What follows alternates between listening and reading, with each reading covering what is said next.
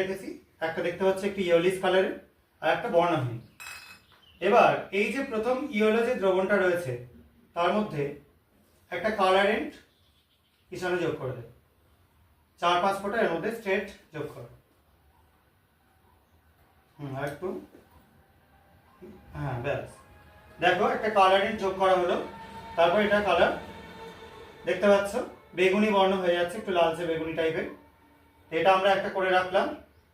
এবার আর একটা আমরা পৃথক কন্টেনার নিচ্ছি ফাঁকা, তার মধ্যে কিছুটা কালারেন্ট যোগ করে রাখবো। একই কালারেন্ট আমরা কিছুটা যোগ করে রাখছি। বেশ, এটা যোগ করে রাখা থাকলো। এবার এই যে আমরা দ্বিতীয় কন্টেনারটা নিলাম যার মধ্যে কালারেন্ট যোগ করা আছে, তার মধ্যে কিছুটা আমরা হ্যান্ড ওয়াশ অ্যাড করব। এটাকে উপরে প্রেস কর, আর একটু, ব্যাস, দেখো এটার মধ্যে হ্যান্ড ওয়াশ কিছুটা অ্যাড করে আমরা রেখে দিলাম। আর এটার মধ্যেও কিছুটা আমরা এরকম হ্যান্ড ওয়াশ যোগ করে নেবো, একদম এখানে স্ট্রেট রাখ, ব্যাস ছেড়ে দিই। এটার মধ্যে আমরা একটা পৃথকভাবে হ্যান্ড ওয়াশ দিয়ে রেখে দিলাম। এবার আমরা কিছুটা যোগ করব, যেটা কাপড় কাচা সাবান বা সোডা বলি আমরা, এটার মধ্যে থাকে সোডিয়াম কার্বনেট। ঠিক আছে, এটা আমি যোগ করে দিচ্ছি কিছুটা।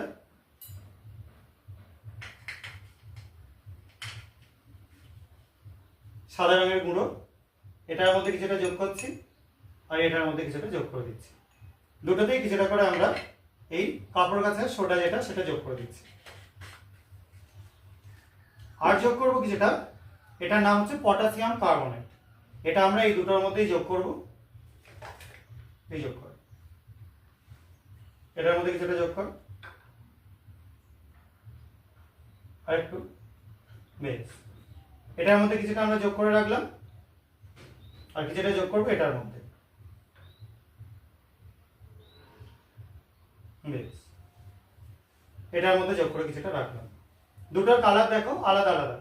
এটার একটা কালার রয়েছে, এটার যে নীলবর্ণ সেটার সঙ্গে কিন্তু এটা মিলছে না, এটা কিন্তু বেগুনি, লালচে বেগুনি টাইপের একটু কালার রয়েছে।